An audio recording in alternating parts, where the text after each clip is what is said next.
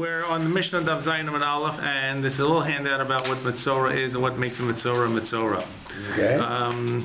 And we're only going to do like a bit of this, but you can follow them because it's A, B, C, D, E, and H, G, F, and so forth. This comes from the Daf Yomi Advancement Forum, and somewhere on their page they have like little commentary sometimes about what the Gemara is. So there's a whole piece about Mitzorah. So one develops a white patch on the skin the size of a grist, which is the size of a bean, it's about the size of a dime, it's an American dime, which appears to be tzaras. He must go to the Kohen, and the status of tzaras can only be determined by the pronouncement of the Kohen. Okay. If the Kohen ascertains the whiteness of the patch is indeed the hue, the color of negat tzaras, then the status of the individual depends upon its appearance. In other words, first you have to have the right color. Right. Then you have to have also simane tuma, which include the spreading of the patch of tzaras, which plus unaffected live skin in the middle of the patch, or two white hairs growing in the patch.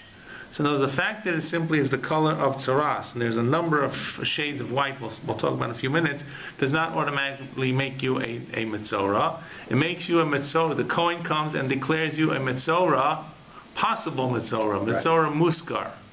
And what will the Kohen do? So first of all, if there are the other parts, which is simane tuma, which is the spreading of the patch, it's gotten further, there's skin in the middle that's live, or two white hairs in the patch, then the Kohen declares the person to be Mitzorah, and this person is a Mitzorah Muchlat. He's definitely Mitzorah. Right. If the Kohen does not find any simane tuma, in other words, all he sees is the color of this tzaras is the same color of tzaras, of the real tzaras, he pronounced him tamei for a week, and at this time, the person in question is known as Mitzorah Muskar. After the week passes, the Kohen returns to see if the appearance of the patch has developed simane tuma. If it has, then the Kohen declares a Mitzorah Muchlat. If not, if nothing has happened, the individual is once again declared a Mitzorah Muskar for the duration of a week, the second week. At the end of the second week, it's double or nothing. If no simane tuma appear, the Mitzorah becomes tahar. And otherwise, if there are simane tuma, then he becomes a Mitzorah Muchlat. He's definitely Mitzorah. So you have to have the color, you have to have the declaration of the Kohen, and you have the Kohen see that there are these other simanim of tuma, spreads, or live skin. Doesn't the Kohen become tummy? No. If the Kohen sees and he's a muchlat, and there's a person is tummy, not like dead people. So Mitzorah is tummy because of his tzaras. It's not catching. But it's not catching? The Kohen touches him is not tummy also? No, I don't think so. I don't think so. Go back in Chumash. We always assumed because he says tamei that he says you stay away from him, but I don't think it means you become tamei. Right. At the end of the second week, if no simane tuma, the Mitzorah becomes tahar. Mitzorah Muchlat remains tamei until the simane tuma disappears. So once again, if you become Mitzorah Muchlat, that's it, until things change. And at that point, after the Kohen determines the tzaras is indeed departed, the simanim have receded or are not there, so that there is no unaffected skin in the middle, there are no two white hairs, the patch begins to recede. He is tahar once pronounced so by the Kohen. Sure. Okay, our mission discusses whether or not Kohen may view a possible spot of tzaras on Chol MOED. Right. And there are different levels, the different types that we'll see today. One is a person that's tahar. Should a Kohen come and make a declaration? Right, no. Person who is a Mitzorah Muskar, possibly. A person that's a Mitzorah Muchlat, seems there's opinions there as well. And the last thing we'll do is number B. 4 shades of white contain tzaras are Baheres, Se'es, Sapat. I missed one. Baheres, Se'es, Sapachas, and Sapachas, and Se'es, Sapachas. So the colors are color of snow, color of clean white newborn lamb's wool, color of plastic used to whitewash the base of mikdash, and the color of the white membrane found in the inside of an egg. Okay. And the rest of this is really all about how the Mitzorah becomes tahar, which is the different korbanos that he is required to bring. Okay? The only thing that's important for us to know about his process of becoming tahar, when he is now found no longer to have tzaras. So D talks about he has to bring some birds, he has to bring how they're slaughtered and so forth. But if you turn the page over on E, after the Mitzorah shaves his body, right, and immerses in the mikveh, he's now tahar, that he can enter Klal Yisrael. However, he has to wait 7 days to have relations with his wife. Okay, so the Gemara is going to talk about the fact that there's a trade-off. If you're a Mitzorah, you're a Mitzorah Muchlat, then you can't come into Machne Yisrael, but you can be with your wife. Right. If the moment you become tahar, Right. You have to win. when you go through the process, you can come back into Machne Yisrael, but there's 7 days that you also have relations with your wife. And in the middle of Chalamoid, middle of Yantif, that's when this is going to be taking place. So, which trumps which? Which is greater simcha, which is lesser simcha? Okay, and that's a discussion of the two opinions behind the two opinions in the Mishnah and the Gemara. Where's this from?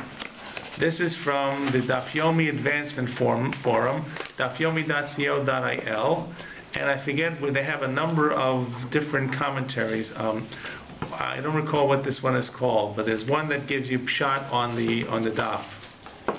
Okay. There's one that gives you chidushim. There's one that sometimes they give you charts that I get from there, right? There's one that gives insights. There's one, and most of this stuff is in English. So it's actually they've been around they were probably one of the first on-site groups to go to deal with Daf Yomi. So it's many years experience. All right.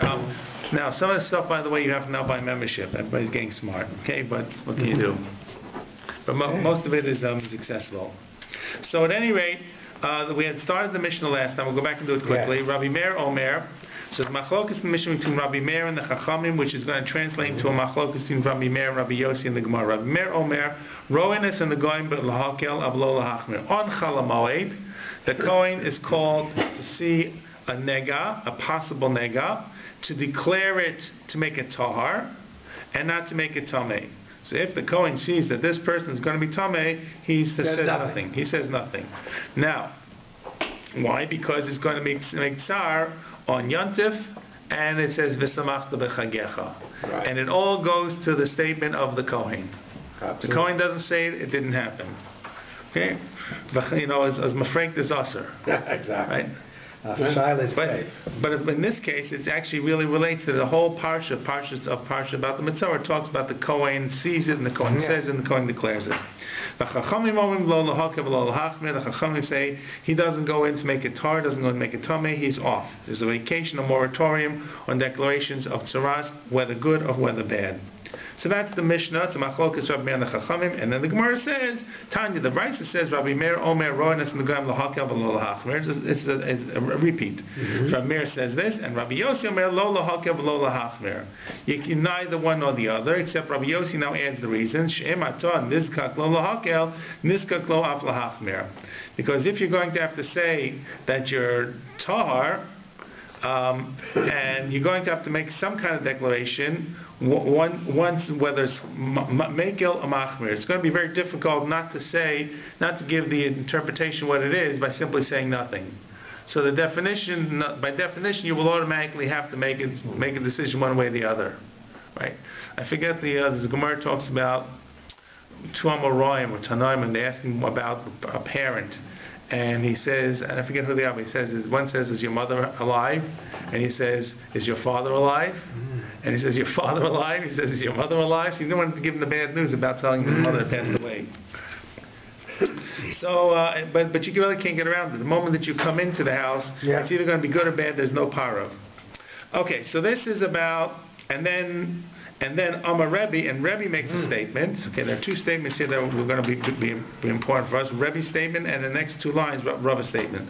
Amar Rebbe, Nirin Divi Rabbi Meir b'muskar, v'Divi Rabbi Yossi b'muchlat. So we talk about muskar and muchlat, right? Muskar is the one who's waiting that 1 week or two, right? And the muchlat is the one who's been declared. So according to Rabbi Meir says you can give good news but can't give bad news, right. And Rabbi Yossi says you can't give bad, you can't give either. So now that you know about the marital relations, you'll see what the Gemara is going to say. The Rabbi Meir part is about a muskar. You understand that makes sense. You can say good news, right? But seeing that but you don't have to say the person is going to have to be tameh.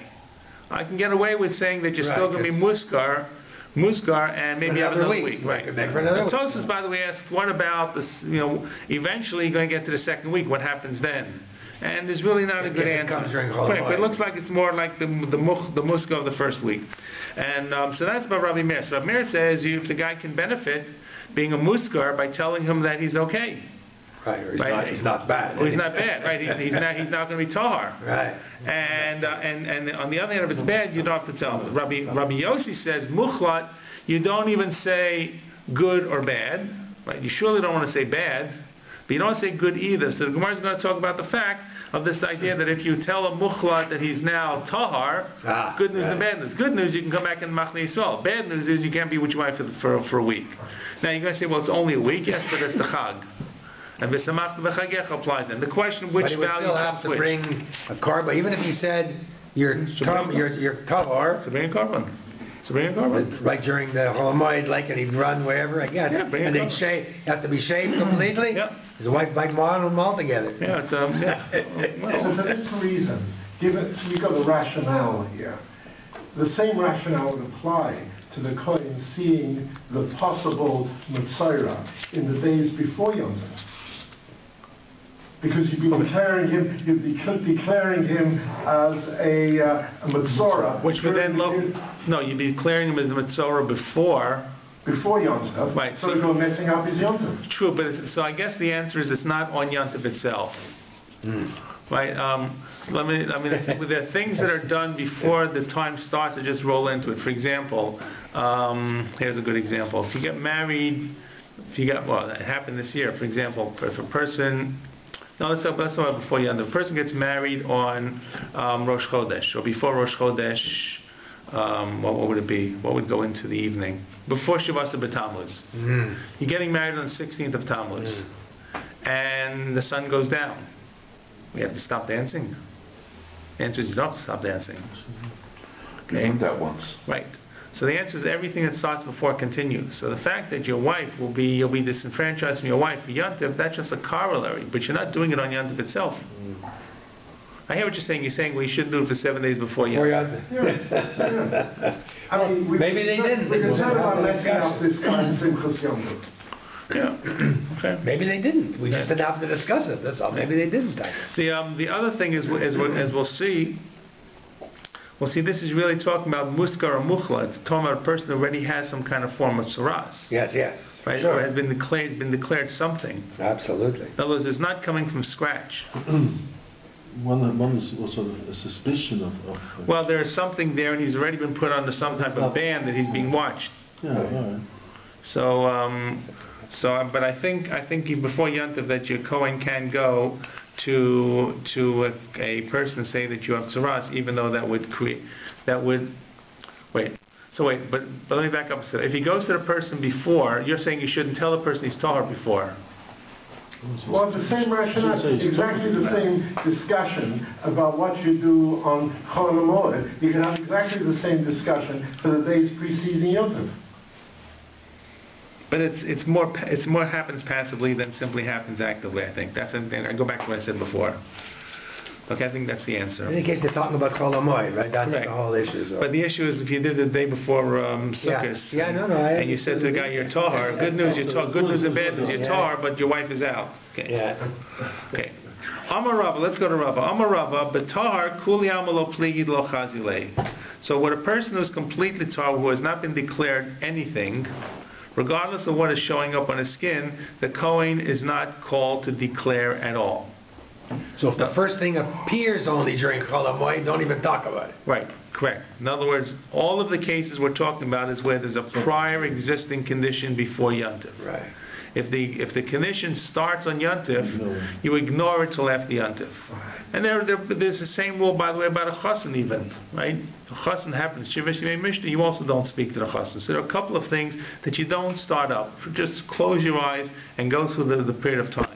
Rabbi, can Kohen analyze his condition? Oh, that's a good question. I don't know. Good question. I don't know if he can. Sounds like a conflict of interest. Sounds like he needs to call another Kohen. Sounds like he needs to call another Kohen. I'd say so. He doesn't see it. The Hesker Rishon, the Kuli Amalo Pligi the Chazilei. When the first week, everybody says that you can show it to the Kohen. This is the first week and the second week. No, but it is the second week. But Hezker Rishon is the first week. Hezker Rishon is the first week. Right. And so then the Kohen, everybody says both Rabbi Meir and Rabbi Yossi will say legally the Chazeh. Right, the Chazile, because even if he's because people say you shouldn't or you should look at it. So everybody says you can look at it. Can. And the answer is because let's think the good news, the bad news. The good news is you're tahar. That's good. If he says nothing has happened, you remain a muskar. Absolutely. But I guess theoretically it's possible that it could be bad news. Could be, sure. Right? You could automatically go from the end of the first week to become a complete mukhlat. Absolutely. That's the question that Tosafos actually asks. And Tosafos says yes, but you don't really have to. You can still go the 2 weeks. In other words, it seems to be almost like a discretionary kind of statement after a week to help him. But if you didn't see it after the first week, you don't say after a week and a half you have to wait another week. In other words, there's 2 weeks. If the guy didn't come the first week, you can wait the second week. So he still has a certain amount of discretion whether he needs to say anything or not. So it's possible that he doesn't have to make this guy automatically Metzora Mukhlat, and he could see it. So everybody says that you can see it. You still can't say that Mukhlat, but you can see it. And Kipligi, the Machlokas, according to Rabbi Meir and Rabbi Yossi, is Behesker Sheni. Then if at the end of the second week, we're into the second. Right, this is the second week, and it's either this is the make or break. At the end of the second week, you're either going to be Tameh or Tahar. Right. So the machlokas really, therefore, is whether he has the right to see something that will make the person definitely mukhlat or tahar, and if he sees mukhlat, not to say anything at all, because he has an obligation at that point to say it. The question, what kind of personal autonomy he has to make a statement or not. So, is the Kohen is the Kohen really acting as an independent contractor to HaKadosh Baruch Hu's requirement that the Kohen declare it? Or is a Kohen simply the automatic servant, the RoboCop, who has to automatically say whatever he sees? So if the person is Tahar, no Kohen. If it's Hezker Rishon, everybody says, let him see it. Because once again, he's not under an obligation to have to say Tahar, to have to say Tami Mukhlat. Right. He can still say, you go for another week and then come back at the second week. Or he can say he's Tahar, and everybody wins. At the end of the second week, though, it's either one or two things. There's no more middle ground. Either you become Tahar completely, or you become Tameh forever. Mm-hmm. Or Tameh Michus V'Machna Mukhlat. Right. So there's no playing around at that point. So the machlokas is, and here's what the Gemara says: Marsav Arba Kohen Tal Yamilsa. So the opinion of Rabbi Meir says you can come see this and say only Latahar and not Latame. Then Kohen can decide what he wants to do. As long as the Kohen did not make the declaration, then no declaration was said. It means talui b'davar. Hakol davar talui b'kohen. So eat tahar, amalei tahar. If it's tahar, he says tahar. Eat tamei, shatik. If he sees his tamei, keeps his mouth cut. As long as he doesn't say anything. The guy's not correct. But it looks like that's what I'm saying. He's you guys see like an independent contractor. He has a certain amount of autonomy, whether he's obligated to respond or not. So that's the opinion of Rabbi Meir. So therefore, go see it. If it's good, say it. If it's bad, don't say it. Rabbi Yossi says, Amar Savar. L'taru l'tamo ksiv. The pasuk says that they're going to call the Kohen l'taharo u l'tamo, to make a tar or tamei. The moment you do one, you're going to have to say the other. There's no choice. And that's probably what is said earlier when Rabbi Yossi, or what it means when Rabbi Yossi says that im aton niskal lo lahakel niskal kaf lahachmer. If you're going to do one, you have to do the other. Right. So Rabbi Yossi, so we didn't give an explanation, but it could be the same idea that you see, the pasuk tells you got to do it. Yeah. You have to do this or that. Not something else like do nothing. L'taro or l'tamo ksiv. In the very same sentence, it says the Kohen is going to declare l'taro l'tamo. Okay, so we have so far, what do we have? We had the Mishnah, we had the Brisa, which recounted the Mishnah. We had Rava's statements. Right. I'm sorry, we had Rebbe's statement, and now we had Rava's statement. So now that we finished Rava's statement, we're going to go back to Rebbe's statement. And what I was going to say, what did Rebbe's remind us? Rebbe said, Rebbe did not differentiate between Muska Rishon and Hezker Sheni. Rebbe said that he thinks... The Machlokah did. No, he thinks that the logical approach is Rabbi Meir for Musgar and Rabbi Yossi for Mukhlat. Right. So Rabbi is saying that if you want to look at the two, which one is more logical? He's not trying to, he's not pasning. He says, of the two, logic is on the side of one of these for Musgar and one of these for Mukhlat. Now, that was fairly simple, and we already told you the reason for Rabbi Yossi saying that Mukhlat, that you shouldn't say anything, because if you say the Mukhlat is Tahar, then he's going to be also to his wife. I gave away the store. Yeah. But that's what the Gemara is going to discuss now. So Amar Mar, so the Gemara now goes back to understand a little more about what Rebbe said about the two, which is more than the other. Amar Mar just repeats the statement of Rebbe. Amar Rebbe, Nirin Dev Rabbi Yossi b'Muchlad, the Dev Rabbi Meir b'Muskar. Okay, we got that? Yeah. We saw that before. The Gemara says, Vatanya Ibcha. We had a brisa that has the two opinions reversed. That Rebbe made the statement, the same Rebbe, and Rebbe made the statement and said, Nirin Divrei Rabbi Meir b'Mukhlat, and the Rabbi Yossi b'Muskar. Let's see if I can know which one we have.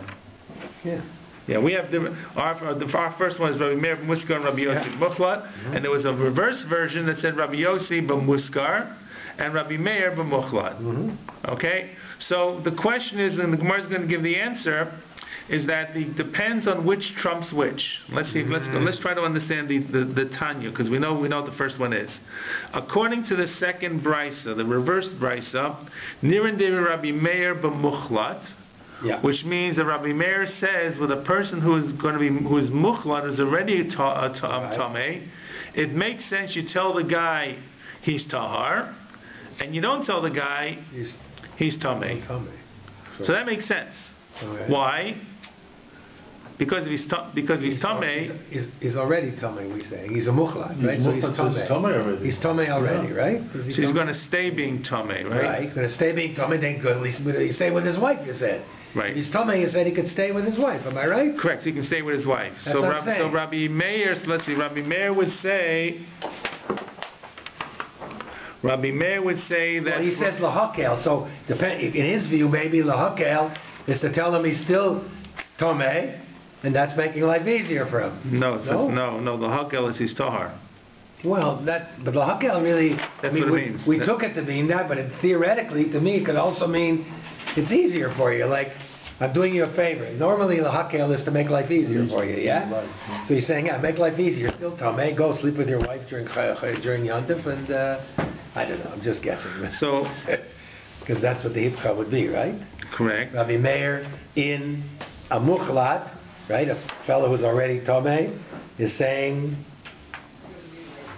So with Rabbi Meir, so let's try to think. So Rabbi Meir is logical for a mukhlat, and so if you see him, yes. So actually, that's what Rashi says. So in other words, you can tell good news and you can't tell bad news. Yeah. So with the Mitzvah Mukhlat, there's no more bad news that you're telling. That's what I'm saying. He's right. So in other words, he's really saying, according to this, that I'm going to tell the guy who's a Mitzvah Mukhlat that he's Tahar and go back to the camp, which is great. Right. The guy who's a Mukhlat, I'm not telling him any more bad news because he's outside the camp anyway.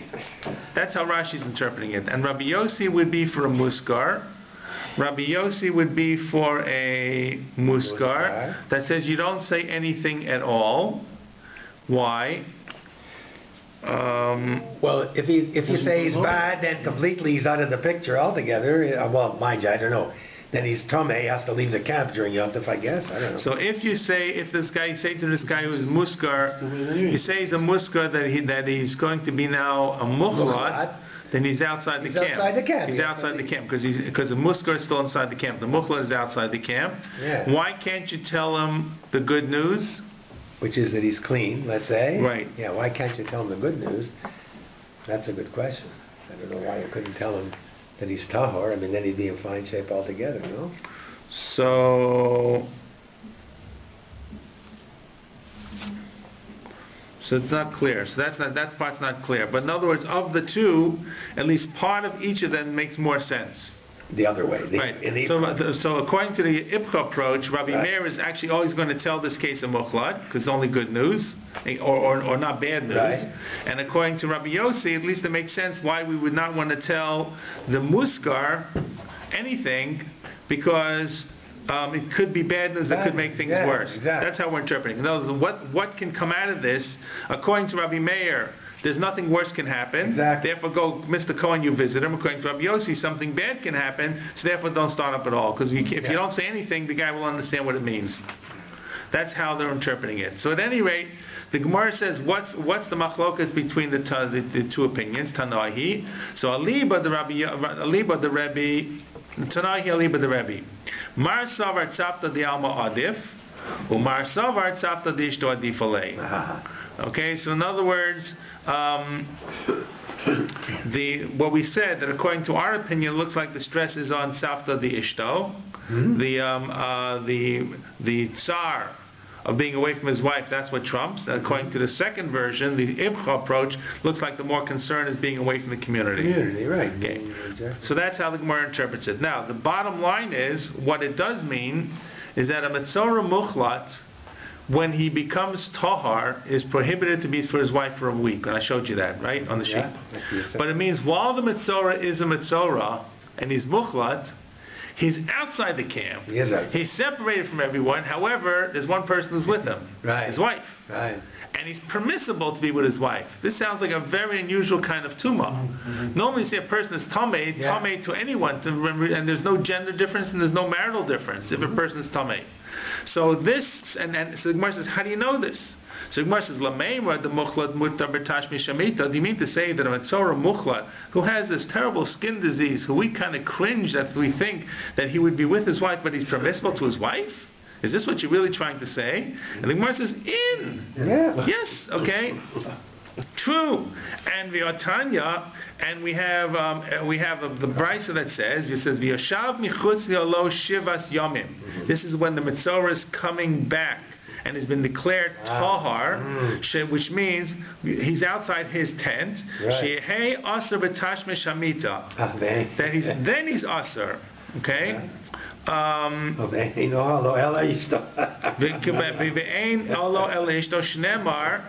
it says after Matan Torah, so it says lechem olahem shuva lachem lo lechem. Go back to your tents means you couldn't be, you had to be separate. For 3 days, the 3 days it was separated, and now you can go back lo lechem. Wow. So that's the drash is based upon this lechem olem shuva lechem lo lechem, or v'yashav michutz lo shivas yamim. That's the only time he becomes prohibited. If he was prohibited all along, so do you think in the process of becoming Torah he's now going to be prohibited? The Torah has to say that. The Torah is telling you now he's asur, not before. So it's really an unusual kind of thing that it makes no sense for us. But then again, a lot of tzarasis goes against the grain of biology and medical and so forth. So this is the first reason why the Gemara says it's true. Rabbi Yehuda says, I have a pasuk, but it's a pasuk in Yecheskel. Shivas Yomim Yisafru Lo, that he'll count 7 days and then he'll be permitted to his wife. That's what Yecheskel is talking about. He counts now to be permitted to his wife on the days of counting, but not Yimei Chaluto, not when he's a mukhlat. Okay, and on this there's even a machlokas. Rabbi Yossi, Rabbi Yehuda Omer Zayin Yimei Sfiro, the 7 Shivas Yimei Sfiro Kavachom Limei Chaluto. Okay. So there's an opposing opinion, Rabbi Yossi, Rabbi Yehuda, which goes against it. But the key is really how Rabbi Yehuda started out by bringing the pasuk from Yecheskel. The Amar Rabbi Chia, and Rabbi Chia says, Danti lefnei Rabbi. I had a question before Rabbi. Limadatenu Rabbeinu. You once taught us the following about this King Uziyahu. And it's a complicated way to kind of prove this, that based upon how the dates are identifying when the beginnings of the reigns were. But the way that they understood was Uziyahu was a Metzora for I think 25, 26 years, and he had a son. And based upon the chronology, they figured that the son was born while he was a Mitzorah. And Yotam is the next king after him, after his father dies. Which means, if the son is born while he was a Mitzorah, while Uzziah was a Mitzorah, then it must have been the Mitzorah can have relations. Well, we're assuming everything is halachic, and this is correct because the Tanakh identifies this. So there is a second opinion which says not true, that they really did not have, it was the chronology is a little different. But it comes along, so Yotam lo haya lo Uzziah b'mechaluto. He only gave birth to him or pregnant his wife when he was chaluto Mitzorah muchlat. So Amalo afani kechamarti. I said this. Yes, I did say this. So he said, did you teach this to us? He said, yes, I said this. So you see the weight of all of these Tanoim and Amoraim. Tanoim is to agree that the Mitzorah is permissible during the days of being Muchlat. Right. The only time is the 7 days coming back. The only one who disagrees is Rabbi Yossi, Rabbi Yehuda. Okay. Maybe special rules apply to a melech. Oh, that's also possible. Why? So Mitzorah kind of went across all lines. Yeah, but Maybe relations, a king. 18 wives instead of just 4. I mean, they obviously had special rules for kings. What's probably more is to try to figure out that that he may have actually conceived right before he became a Mitzorah. In other words, if you once again, if I tried going through it, it's very complicated, but it's really not that clear that it's exactly the time. You can't place it. You can place it one way or the other. Plus, a child could be born in 8.5 months, not in 9, whatever. Who knows what? Right? So you got to go through all the Nevi'im there. You got to go through Yeshaya and Amos and try to make sense of all the different references. So it's not like it says he was a Mitzorah from this year to this year, and Yosam was born. Okay, but the argument is, if this were the case, and the Tanakh is the Tanakh, then it's a reasonable support for it, assuming that everybody's keeping the laws as we assume they do. Right. Okay. Right. So at any rate, Rabbi Yossi, Rabbi Yehuda is the one single argument. So what's the machlokas? The Gemara says, "Ma'ika miflegi." Rabbi Yossi, Rabbi Yehuda savar. Goli rachamana b'mei sfira v'kol shkem b'mei chaluto. The Torah says he's got to wait to count to be back with his wife when he's counting, right? So that means then. It means even before. Okay. What the Torah says. So during Sphero, and he's saying, right, so he's assuming that therefore it must be even more so, like Al-Kalmachon. Right, and this is not even a pasuk in the Torah. This is yeah. Where does it? There's a pasuk in Yecheskel. Right. Okay, it's a pasuk in Yecheskel. So he says it means then and surely before. If then he's also before. Umar savar might the gali or might lo gali. No, and the other approach says that the Tanakh was very specific. What's the Gali mean? Megaleh, reveal. What the Tanakh reveals is what it's revealing. If it's not in that parsha, right, that means anything else is the opposite. Right. Okay, and therefore it says Yimei Sfiro and then say Yimei Chaluto. Absolutely. Okay, it uses the term Yimei Sfiro in Yecheskel, the days of his counting. Absolutely. Only then and not before. Absolutely. So that's the machlokas, how to interpret and darshan the pasuk itself. Either Kol Shegem Yimei Chaluto or Yimei Sfiro v'lo B'Yimei Chaluto. My the gali, my lo gali. And that's what they're arguing about. Right. Okay. So this machlokas is about this discussion is about whether a Mitzorah Muchla can have relations. I was going to say, I thought they were talking before about whether the Kohen should come or shouldn't come. Now the next question is is everything dependent on the Kohen? What if there's no Kohen in the house? I don't know, but even before we get to that, didn't it sound like the machloket?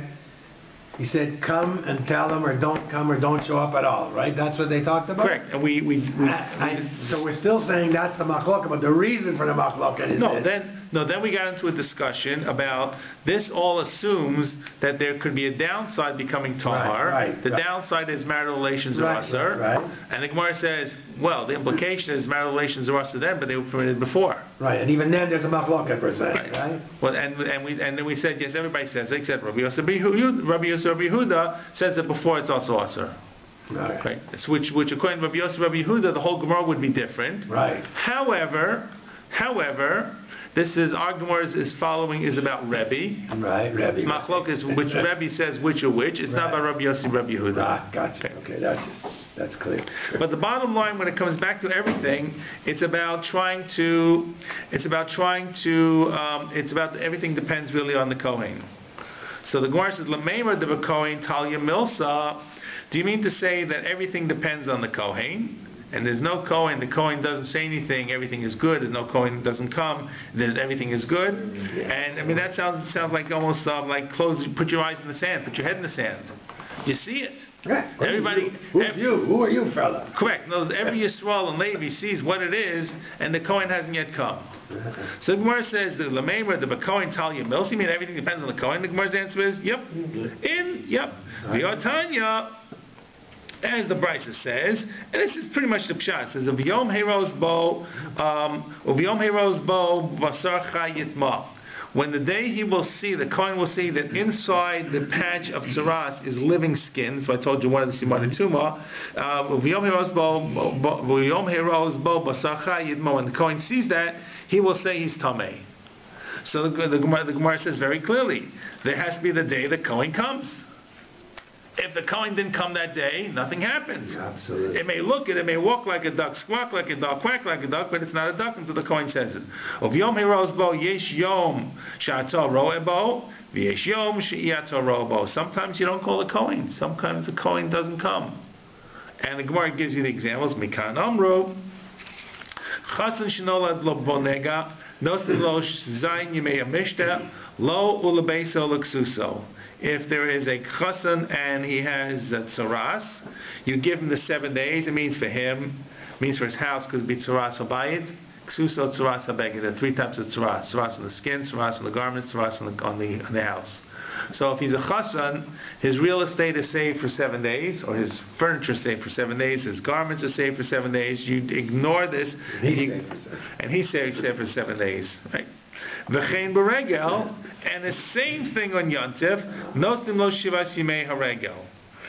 You give the 7 days for Yontif, and the Kohen goes on a moratorium, which is, by the way, why we said before on that last line, betar kuli amalo pligid lo chazilei. When a person is tahar, regardless of what has erupted on his skin, the Kohen does not come on Yontif. On the 7 days of Yantav, including even Chol HaMoed. So all of this is talking about if it was declared before 1 week, 2 weeks, Muchlat, and now it's Yantav Chol HaMoed in the middle. Can you redeclare it or reposition what the? But the regel's not talking about a chas. It's talking about anybody going on. Correct. No, that's right. So no, for the first time around, if it hasn't been declared before Yantav, we don't declare it. Okay. So what do you know? So what do we learn? So now the Gemara is going to get into a machlokas about drushes. Right, the drushes Gemara here. So the Gemara says, how do you know that the Kohen doesn't have to see it? Okay, it says uviyom heiros bo. That's the first drush. Who says this? Gemara doesn't say. No, everybody. Everybody says this. Okay. Different Rabbi Yehuda. Oh, that's Rabbi Yehuda says. Rabbi Yehuda says it. Second opinion is Rabbi Omer Einotzar. I don't need the first pasuk of Yom Heroes Bo, because it says, and this is about a tzaras on the house. When the Kohen is called to see the tzaras on the house, what do they do before the Kohen comes? They empty out the house. They empty out the house. They clean everything out. And the pasuk says, "V'tziva Kohen," and the Kohen commands, "Ufinuat abayis, b'terem tava Kohen el abayis." They clean out the house before the Kohen comes to the house. So, which means, as long as the Kohen hasn't seen the house, everything is okay. Yeah. And if it's not in the house when the Kohen declares it, it's not in the house. So the Gemara says, "Im amtinin lo ledavar rishus, kol shkein ledvar mitzvah." So if you're going to wait, have the Kohen wait and not come until after they clean out the house, and there's no reason to do that except for monetary reasons. It's reshut. So then, for a mitzvah, which is the chasan with his simach ishto or with everybody else, or the regel, the yantif, right. You'll celebrate the yantif together with simchas yantif. So surely the Kohen should not come. Right. Who says this? Rabbi says the reason I know the Kohen doesn't come to declare a person on Yontif or for a Chassan is based upon the fact if he didn't come to tell him, if he didn't come until they cleared the house out, which is no mitzvah relevance, he shouldn't come on the Yontif, which has a mitzvah relevance. Okay.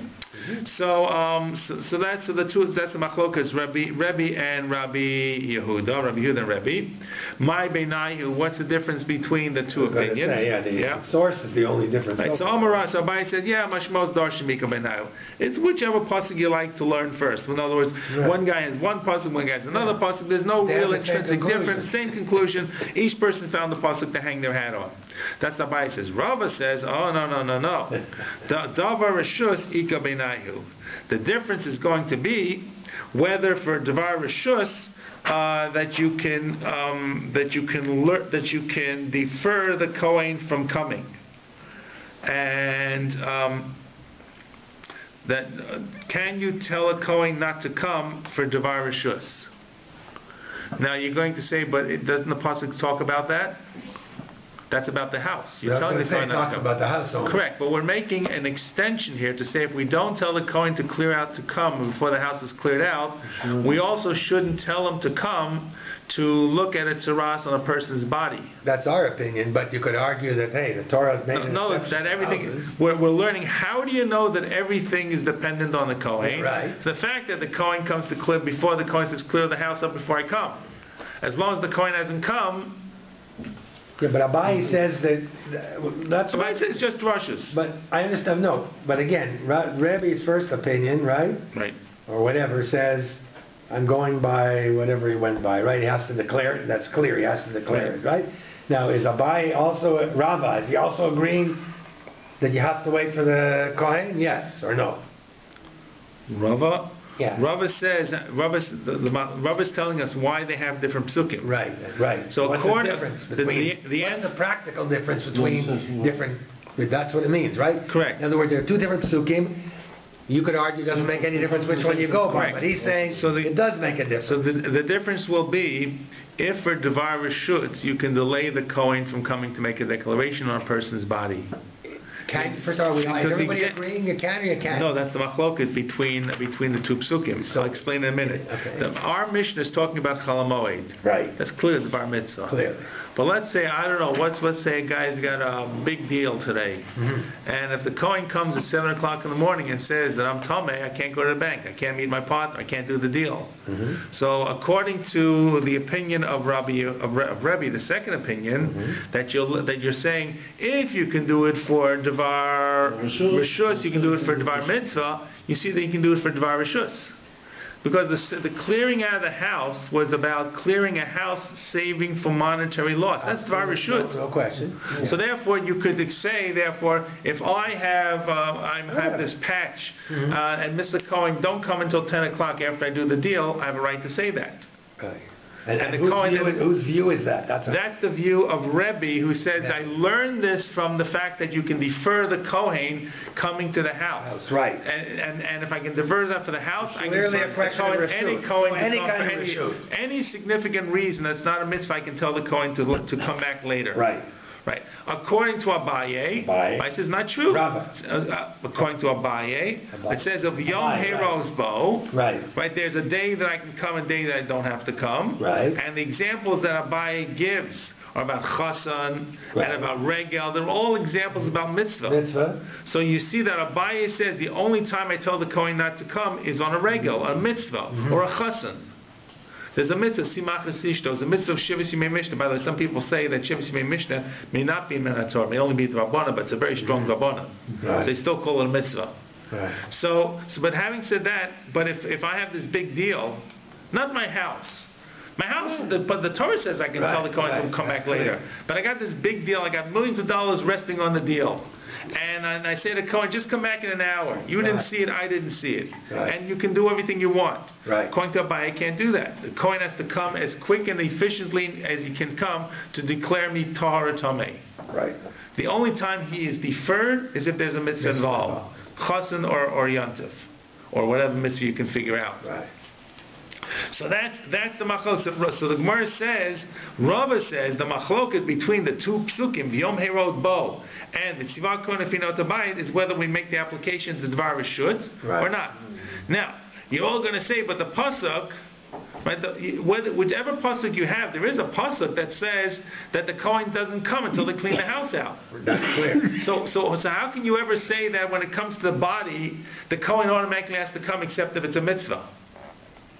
In other words, let me back up. What we're saying here, the machlokas between Abaye and Rava is whether you can defer the Kohen for Dvar Rishut. Absolutely. Right? According to Abaye, you cannot. According to Rava, you can. Right. But the obvious question is, what the Gemara is going to respond in a minute, is regardless of whichever pasuk you choose, it's clear the case of the house is the Dvar Rishut. You see, the Kohen is told not to come until they clean the house out. Mm-hmm. So how could you ever say that you don't defer a Kohen from coming? And the answer is there's a difference between the house Tuma, the house Saras, and body Saras. House Saras, the Gemara is going to say, you have to destroy the whole house. You have to destroy the whole house, and something happens that never ever happens before, that the Eitzim and Avonim become Tameh. Mm-hmm. They never have that. You have people become tamei, dead things become tamei. There's all forms of tuma, but you never have an example where eitzim and avanim can acquire tuma. And if that's the case, you see that if the house stones and wood can become tamei, there's a type of tuma that's off the rails. That's very different. And the fact that a kohen can be told not to come, or the kohen doesn't come for this dvar reshut, cannot make an application to a person becoming Tameh, which happens all the time. Okay, so it's not Tumah of Tzaras, it's Tumah of Mace, it's Tumah of Rishon, Sheni La Tumah.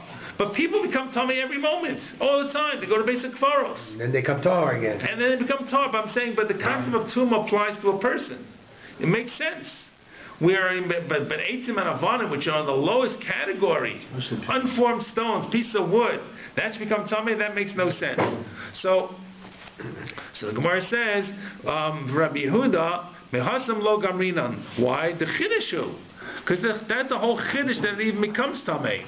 Why? The ha'etzim v'avanim bi'alma lo metamei. Because eitzim and avanim never become tamei in the rest of the Torah. A regular wooden utensil does not mekabel tuma, and v'hacha metamei here becomes tamei. Okay.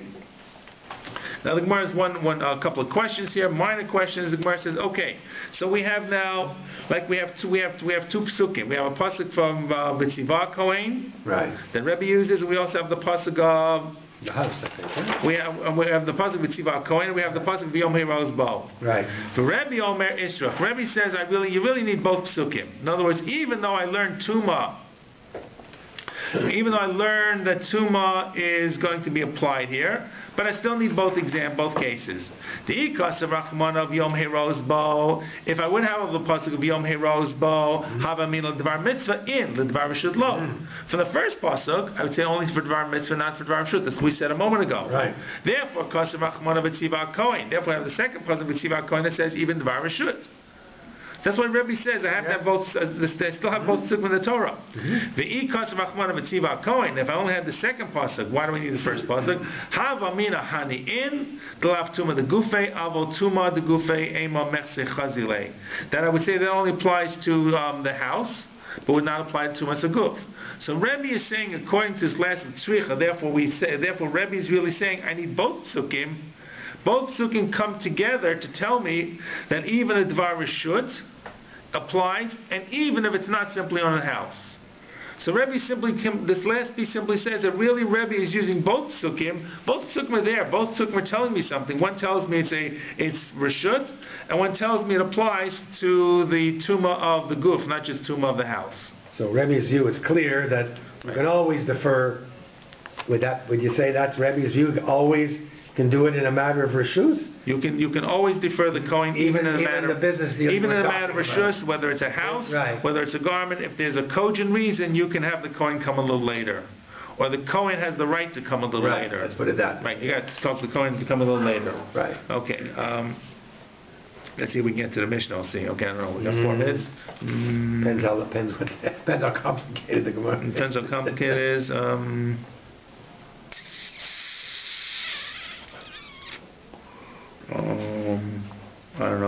don't think we're going to make it. Okay. I'll tell you quickly, so we'll go back and we'll pick it up here. The Gemara now, the final piece of the Gemara is that we have this pasuk of Yom Heroes Bo. Right. Which means there's a day the Kohen can see it, and there's some days the Kohen doesn't see it. Mm-hmm. The Gemara tries to understand what is that, what do we learn that from? Is that simply just telling me, isn't that telling me what happens? To have a drash means there has to be something extra. Mm-hmm. Right? I mean, if I left out, if I didn't have the pasuk, it says on the day the Kohen comes to see it, I would know the day the Kohen comes to see it.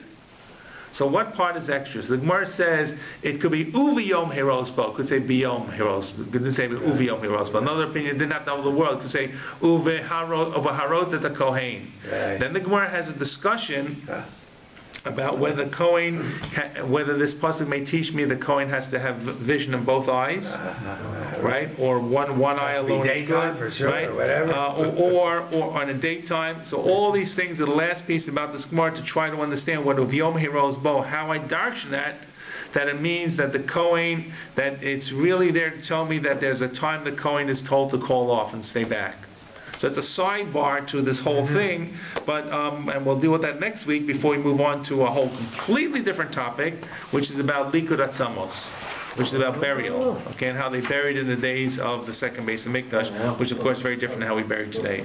So that the last piece is really almost a standalone, but as long as you remember V'yom Heroes Bo, it's going to be trying to understand the drush of the pasuk itself. We'll remember.